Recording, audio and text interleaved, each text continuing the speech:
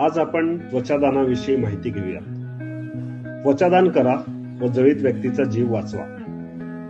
ज्याप्रमाणे माणसाच्या मृत्यूनंतर त्याचे अवयव व पेशी दान करता येतात, त्याचप्रमाणे त्वचा देखील दान करता येते। त्वचादान कोण करू शकते?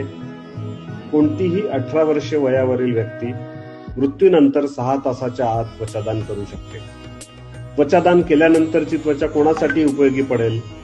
दान केलेली त्वचा जास्त प्रमाणात भाजलेल्या किंवा बर्न्स झालेल्या व्यक्तींसाठी जीवदान ठरू शकते।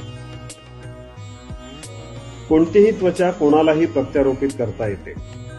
रक्तगट, रंग किंवा वय याची समानता असण्याची गरज नसते।